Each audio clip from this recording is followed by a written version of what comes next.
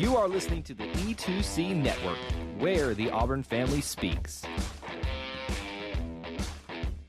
War Eagle Auburn fans, welcome to No Huddle, your source for Auburn football news and discussion, part of the E2C Network. I'm Major Richardson, and I'm also here with Jared Davis. We got spring football, and A-Day is just around the corner. Auburn's gotten a few practices in for their spring ball. We've got a lot to talk about today. Jared, how you doing now that we've started back? We didn't have as much football talk. Well, I mean, we had the Harsin rumors and all that, but that's whatever. We're past that. Now we got some real football to talk about. How you doing? Doing pretty good. Football wise, we're obviously just coming off that basketball season. But as far as football goes, I'm starting to feel a little better. Hopefully we'll talk about why in this podcast here, but all in all, not so bad, man. How about yourself? Yep, doing pretty well. Like you said, the basketball season, I feel like for about 24 hours after we lost in the tournament, it got me down a little bit. But, it's one of those things. We kind of saw the last few games of the season, and it's kind of expected, even though, my Auburn orange and blue glasses, and I want Auburn to go all the way. It wasn't in the cards for Auburn this year, which really stinks. Well, you're not here for basketball. We got another show for that. So, but we do have some good football stuff to talk about, especially with spring practice. Auburn's had a few practice at this point. They've had a couple, media times where they've been able to come on into the practice and you watch some drills. One of the things I do want to talk about, just kind of, before we dive into like the different positions, who's there, who's not, is, us hiring Keesaw as offensive coordinator and him taking over and what he's doing, kind of in combination with Harsin.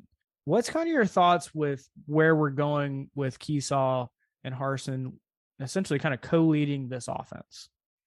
Yeah, I mean, you could look at two ways. You could say, well, we didn't have anybody else to hire, so we went with Keesaw. And that some of that may be true, but it doesn't equal or necessarily mean that it's not going to work out. Keesaw knows Harsin. Harsin knows Keesaw. I mean, I had never heard Keesaw talk, and then he gave a speech, or he answered questions to the media about a week and a half ago. I was kind of impressed with him. I had never heard him speak, but just the way he talks about football, the way he talks about his players, he seems to care about them. He complimented them in certain situations and, said in nice ways, things they needed to do to improve and how they're putting in plans and working on that. So I think that it's going to be really good because Harsin is going to be involved this year in the offense. So having a guy that they basically think the same is going to allow Harsin to be involved, but also, game manage, as the game gets tight. Yeah. I think that trust level is even higher. And I mean, just showing, Keesaw, think about this. Like, let's think about where Keesaw was. He also offensive coordinator at Boise. He came to Auburn as an analyst, got promoted when we fired the wide receiver coach mid-season last year. And then now he's back to offensive coordinator at an SEC school. And like his trajectory, I mean, that's a roller coaster ride for him. But I can see why Harsin trusted him enough to say, I'm going to make you offensive coordinator. And like I said, maybe we don't, maybe that was the only guy we could get considering all the craziness of this offseason for Auburn. But I was like you, coming into it, I didn't know really too much about the dude. But as soon as Keesaw started answering questions, I was like, I mean, I could see him coaching a smaller, college team, just how eloquently he was speaking. And he knew the game, he knew the players, and that's something to be said. Like, you have to do that. And at this level, you have to know all aspects of the game. And it sounds like Keesaw does that. He seems to have a pretty high IQ of football, and he said one thing in that conference, and he also has reiterated it to other media members that makes me real happy.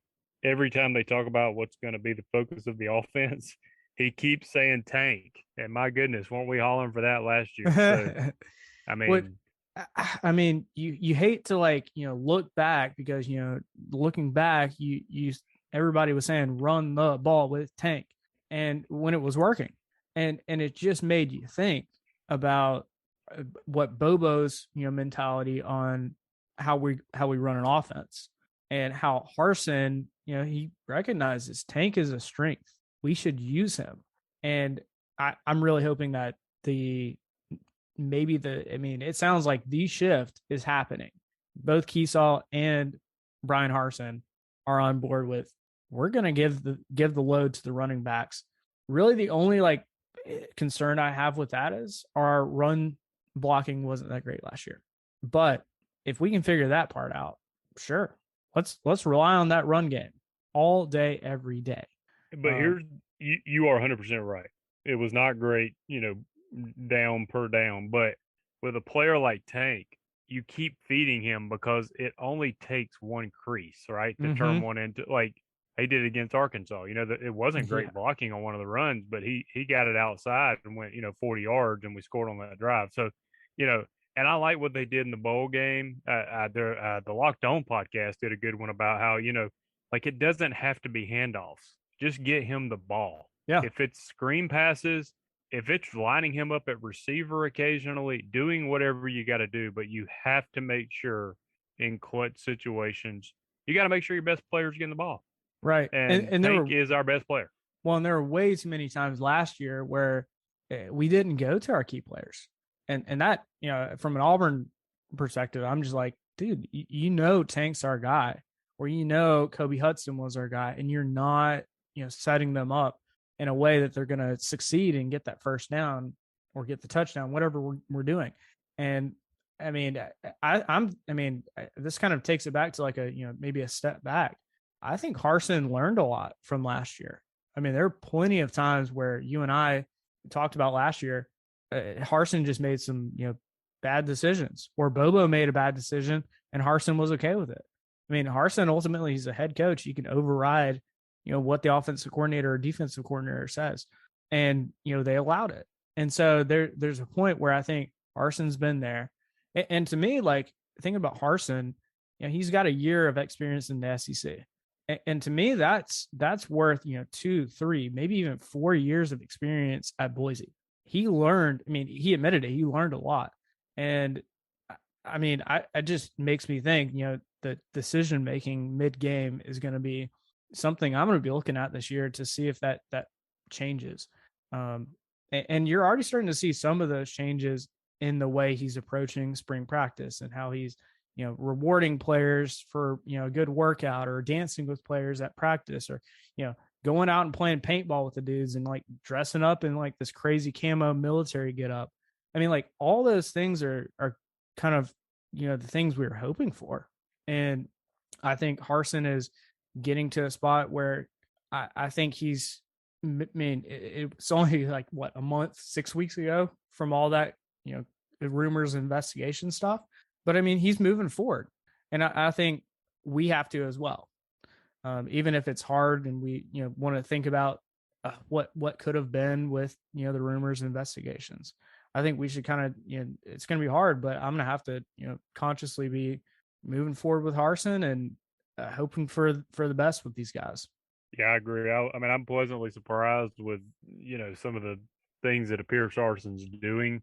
Even the guys, I think we've said this, but even the guys that left the team and were willing to comment, they said, look, he's a super smart X's and O's coach.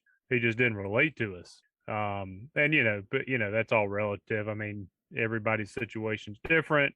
Was he hard on them and they just didn't like it? Who knows? But at the end of the day, even the guys that were kind of mad enough to leave said he knows football. And they said if he ever figures out the people person part of it, well, it's hard to change somebody overnight, but it does appear that Harsin is at least making an attempt. Yeah. And I said the words, there is no way you bring Harsin back when that debacle was going on. And now I'm getting a little more comfortable with the idea. I think maybe there is a way, because really bringing in like an Ike Hilliard, helping out with recruiting, making sure Zach Etheridge is happy, giving Mm-hmm. him more titles, putting him head of recruiting. And I feel like the recruiting has kicked up a little bit. Not that Yeah. we've landed a lot of big guys, but we are now like we're bringing 5 stars on.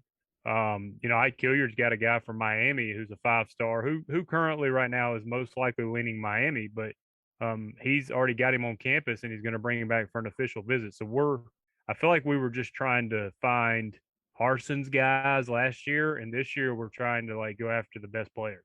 Yeah. And I think there's something to be said for that.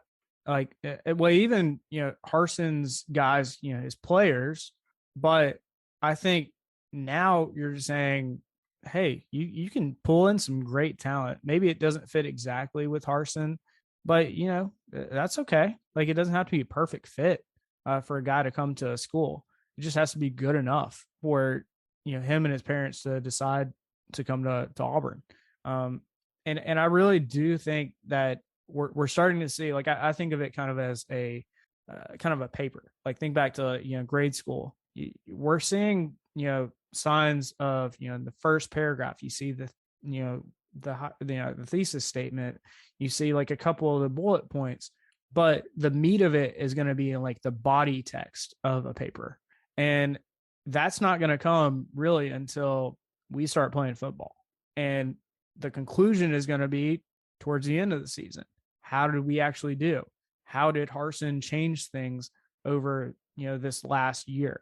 And the signs are pointing towards that Harsin has accepted some of these things, especially with recruiting. I mean, there were some big criticisms of him, and I think that's kind of changing a little bit.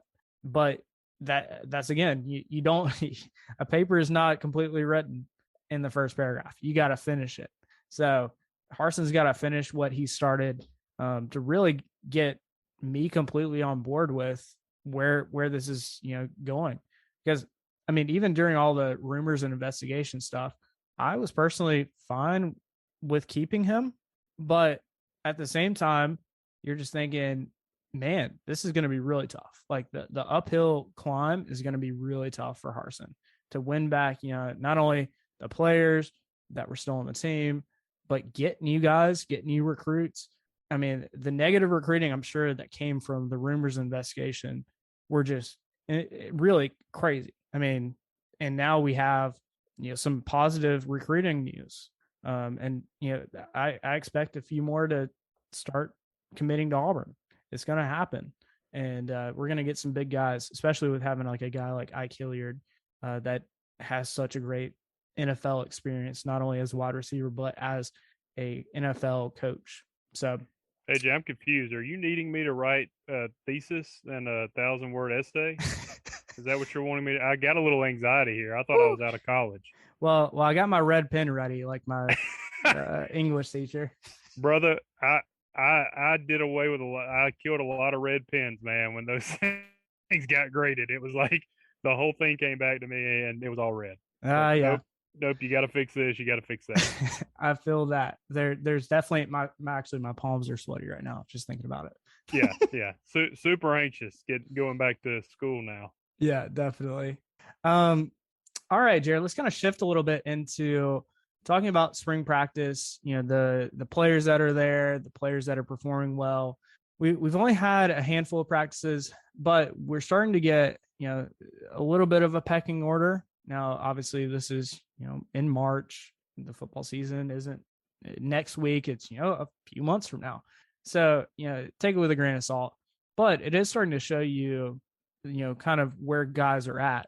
And by the time we have 8A in a few weeks, we're probably going to see the closer to how guys are going to stack up. And really, I mean, this is the way I'm thinking about it.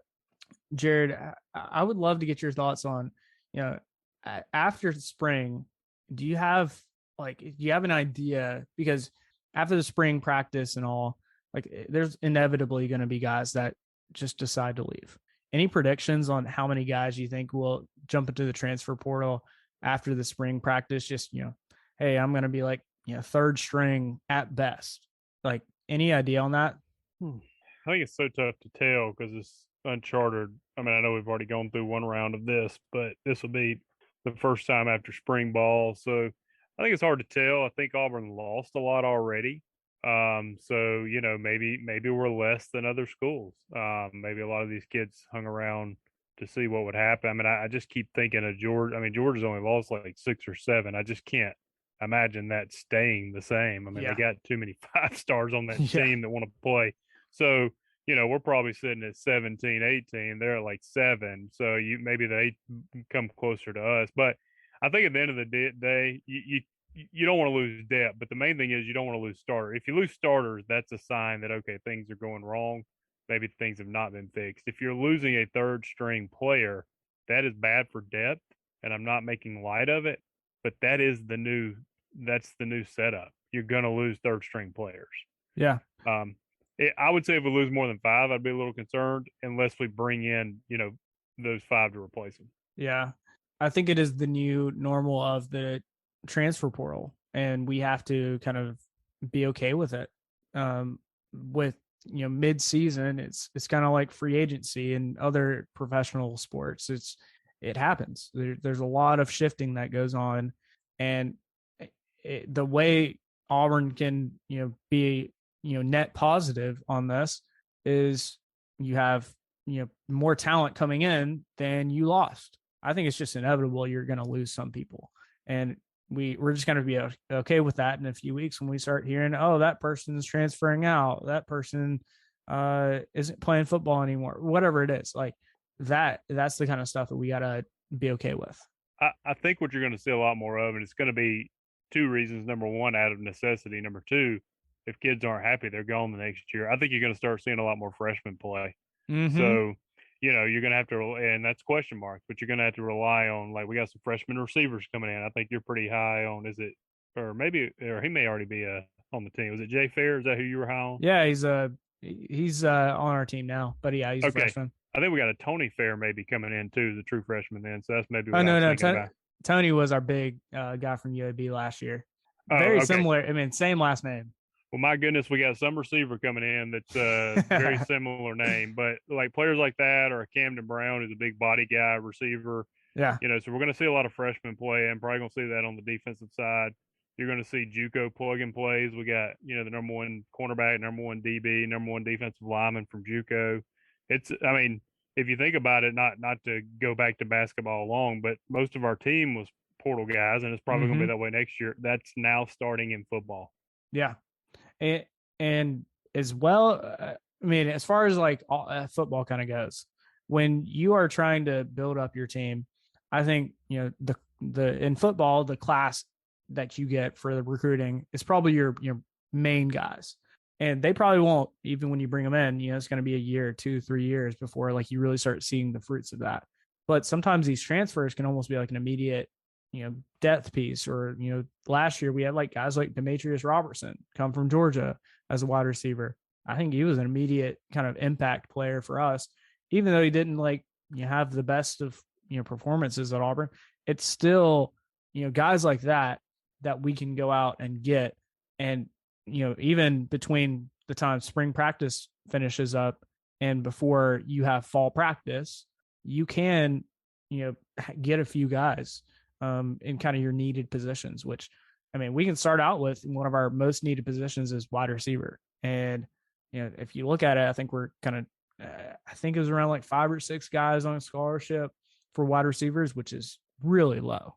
And you got to think, we're going to be on the transfer portal like every 5 minutes. Refresh the page. Okay, I did also just check. We do have a Jay Fair, who is a receiver from Texas, who's going to be a true freshman. Yeah, he's going to be good. I hope, but yeah, it's gonna be. Yeah. I think you're just gonna see it because, I mean, you got guys right now that are leaving schools that were freshmen, and they didn't play their first year and they're out. And I'm like, I mean, to me, I'm like, come on. I mean, you got to give it time, right? I mean, look, if you're 2 or 3 years in and you're not seeing the playing field, okay. If you're 1 year in at a major college, like, you're not supposed to see the playing field unless you are super elite. Yeah, absolutely. I mean, I think back to Auburn this last year with Demetrius Robertson. or D Davis. And I mean, I don't think he even got even a minute or a play. And it's like, he's a freshman. He stuck around because, yeah, I don't know, for whatever reason, he didn't get any play time. So, there's got to be players like that out there that, are pretty good players. Like D Davis was a heck of a high school player. He just needs to, develop a little bit more. And, who knows, maybe D Davis has performed a lot better. And, other players as well that we might go and get in the transfer portal. Hey, Auburn fans, I want to take a quick timeout from this episode to bring your attention to something very special. Here at the E2C Network, we pride ourselves on bringing you the best content for Auburn fans out there. And best of all, it's free to you. But just because it's free doesn't mean there aren't costs, especially when you have a library of hundreds of podcasts, videos, blogs, and more. Many of you have reached out and asked how you can support this network in the past. Well, now I have your answer. It's called the E2C Network Booster Club over at patreon.com/E2C Network. There you'll find a membership monthly reward system where you can sign up for as little as $1 and get different perks at different tiers. Some of those perks include things such as apparel, eligibility to join us on future podcasts, recognition as an E2C Network booster, exclusive communications, and bonus content that is available nowhere else. If you love this network and want to help us keep producing podcasts like this one, please head on over to patreon.com/E2C Network to join the E2C Network Booster Club. You can also get there by going to our website, e2cnetwork.com/support. Whether you decide to join or not, we are still so appreciative that you would support us by just listening and being here, because each and every one of you is part of our E2C Network family. Well, that's it. Timeout's over. Let's get back into the episode. We've also got, we've talked about a little bit wide receivers, but we've got, a very solid running back room with Tank Bigsby, Jarquez Hunter.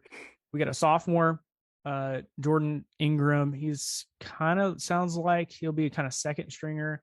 And that's, we're building up that room. We've even got Sean Jackson, who's a redshirt freshman.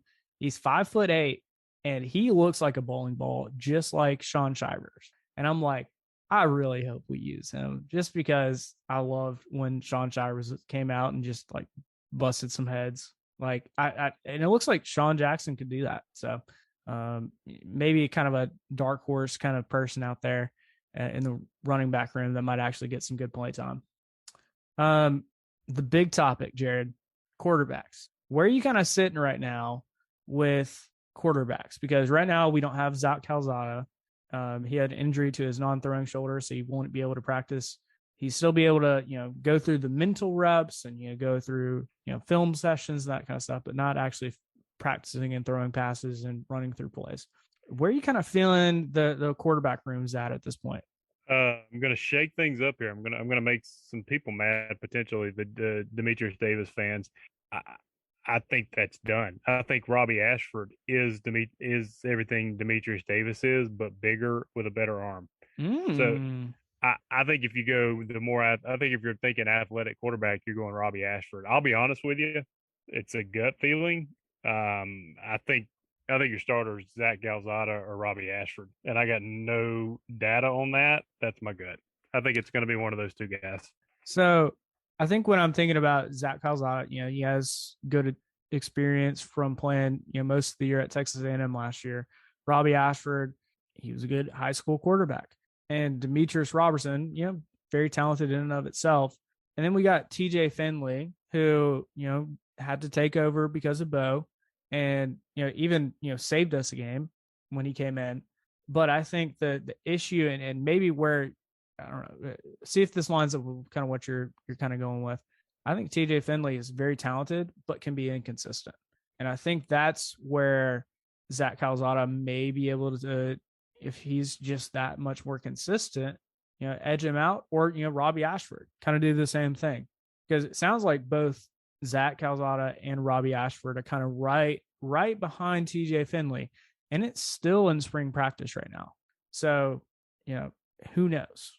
Yeah, I think TJ has something going against him. What you got a good understanding of what it is. Like you've seen him in game action. I know that it wasn't, he was thrown in and listen, he could totally improve in the offseason, and I hope he does. I actually like TJ. I hope he wins the job.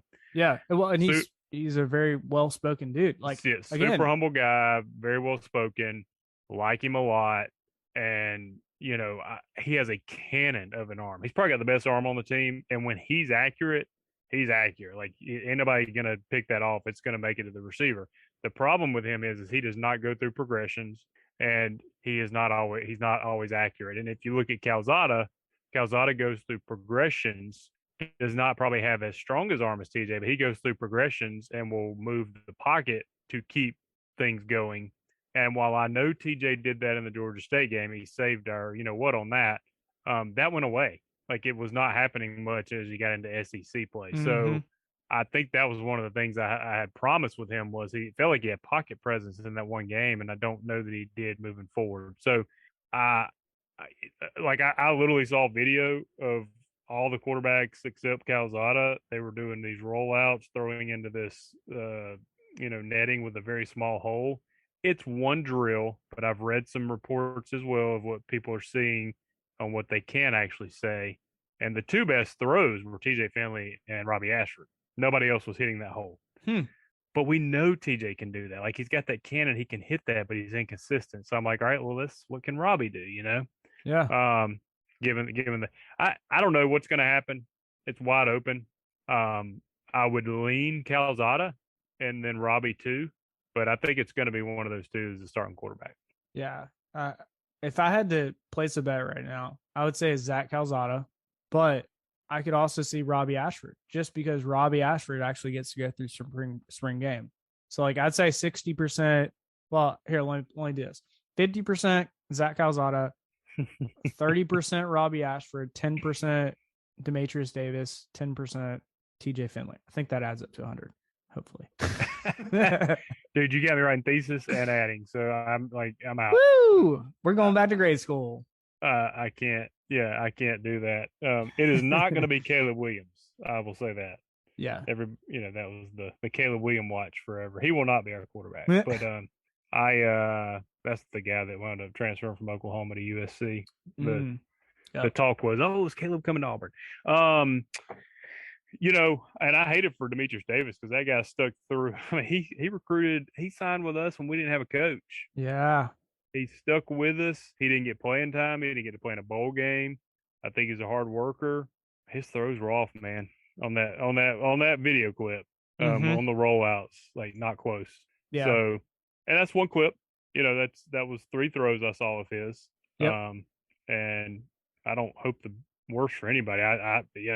Put him out there if he can get it done. But they were not as good as the other guys. Yeah, definitely.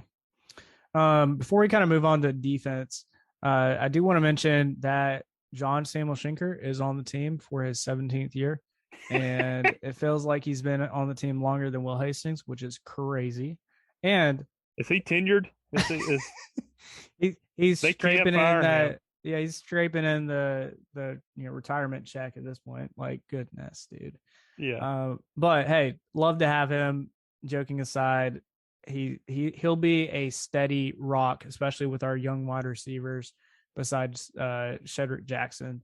And I think we're going to need that. I mean, if we need anybody on this team, I think it's John Samuel Schenker to stabilize some passing game at this point. So really excited to have him, and know there's going to be some other tight ends like Tyler Fromm and Landon King and Luke Dill, kind of all getting out there. And I would love to see, kind of like we did last year, like having 2, maybe even 3 tight ends on the field, just because they can be threats in the pass game, and they're just big bodies, and we're going to need that unless we go out and get some really, like, at least 1 to 2 guys in the transfer portal from 4 wide receivers.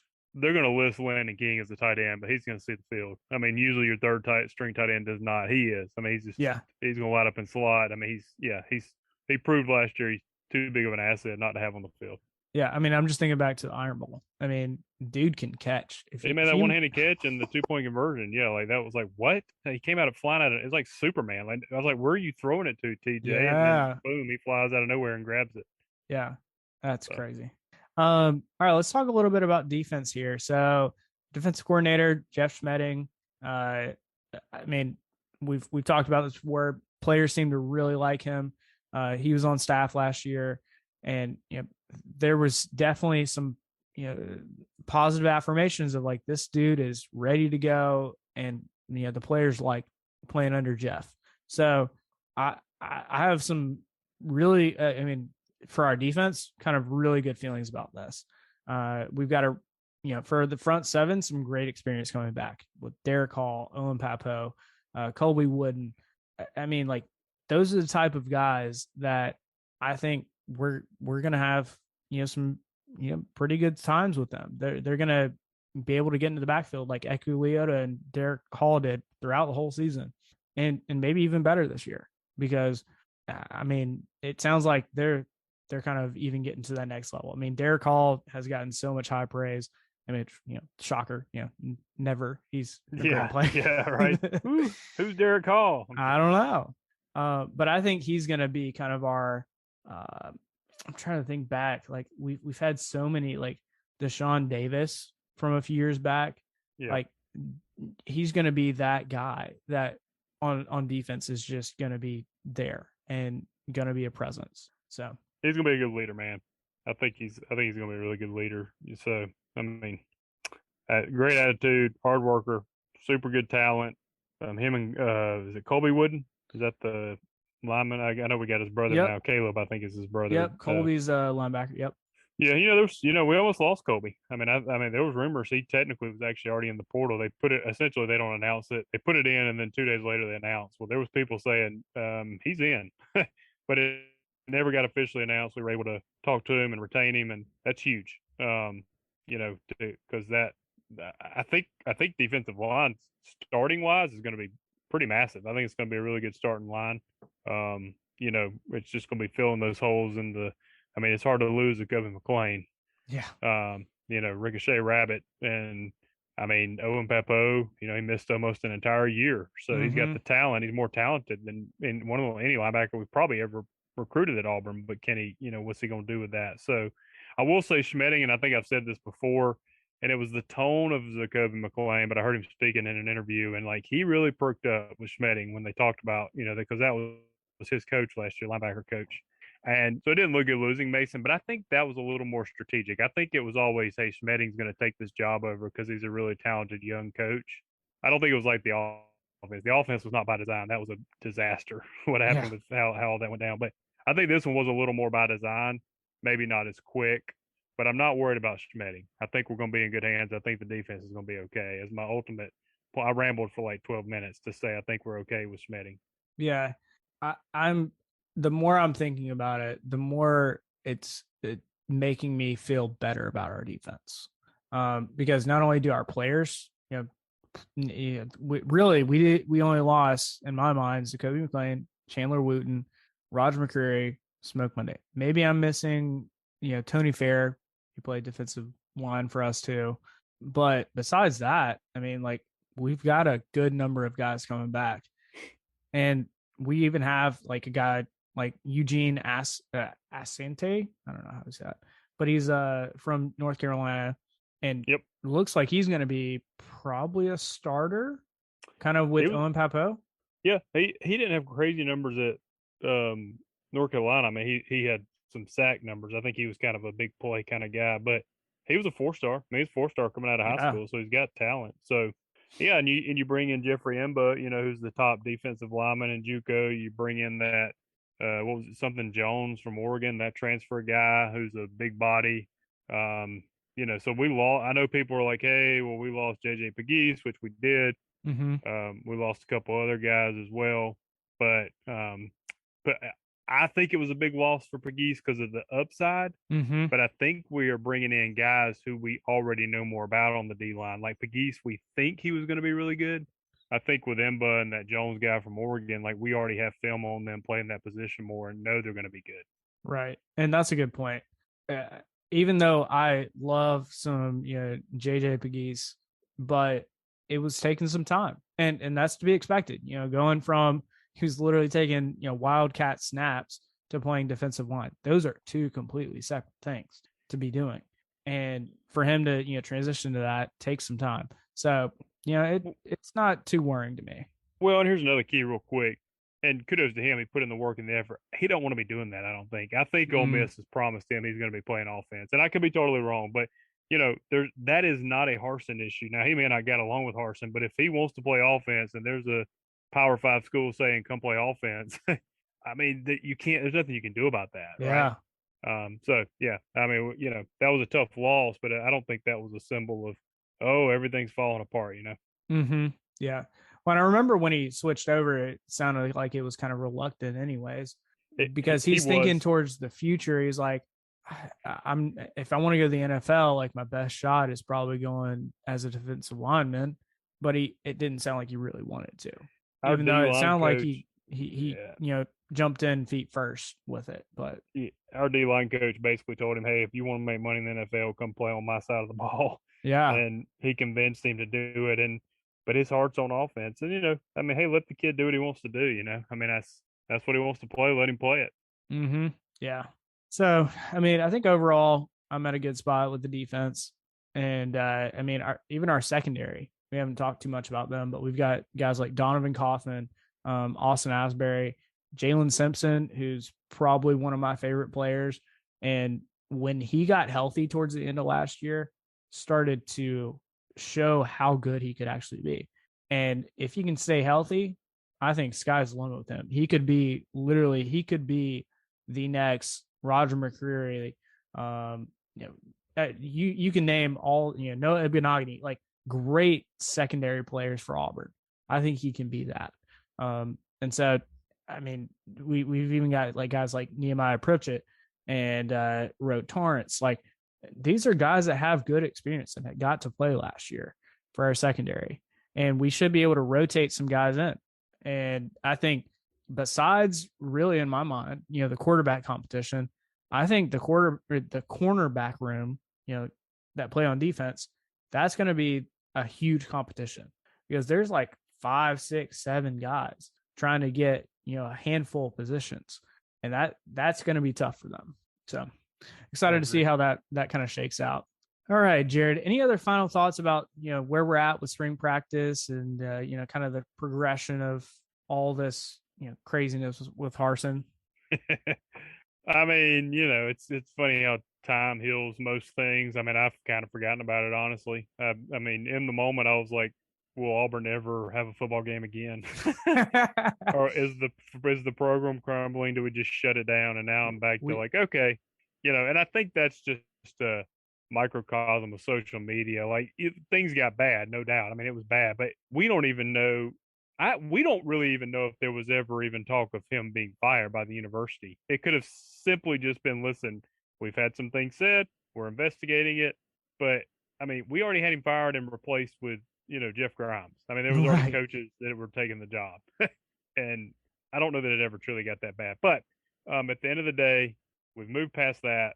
They got to start landing some recruits. They've had a lot of big names on campus, and that's good because that's where you start. You get them on campus. Got to start landing recruits. Winning will cure all that. I still go back and say, if I haven't said it on the podcast, the Penn State game might be Bryan Harsin's biggest game he's ever coached. And that's like game 3 of this year. Yes, that is a winnable at-home game against a very respected Power 5 school, but it is very winnable. And if you don't win that game, I don't know how many you're going to win. Yeah, because I mean, even Penn State towards the end of last year wasn't as hot as they were when they played Auburn. And I mean, who knows, by the time they play Auburn, we seem to always get the best of teams. But the hope would be, Penn State comes to Auburn and we beat them, pretty handily. And if we can do, I mean, even if we beat them by a touchdown this year, I think that sets your season up well for, going to play at LSU or have LSU. Then I think it's the game or the game after that, and then going to Athens and playing Bama and Tuscaloosa. Like those are hard games that if you win some early ones, your team starts playing and thinking like they can play well and like extremely well, like at that top level. And that would be kind of pretty cool to see. But like you said, I think it may start with that early game against Penn State. I think in week 3. If you beat Penn State and LSU, you have a chance, and both of those are winnable at home games. I mean, you got a chance to. You listen. We're not going to the SEC championship game next year. That's not even. I don't even care about that. I want to see progression. Mm-hmm. I want to see 8 or 9 wins, and I want to see improvement and bringing in recruits. If you're doing those things, you're setting yourself up for the next year. Yeah. And we're building stability. And if you beat Penn State and LSU, that buys you some time to be like, all right, I can still lose to A&M, Georgia, and Alabama, which you probably are going to. Mm-hmm. And that still leaves you, all right, split Ole Miss and Miss State. Like you got to, all right, so you can kind of see a path to 8 wins, get 8 or 9 wins, get the recruiting going, and I think that will get people more on board with what they're trying to do.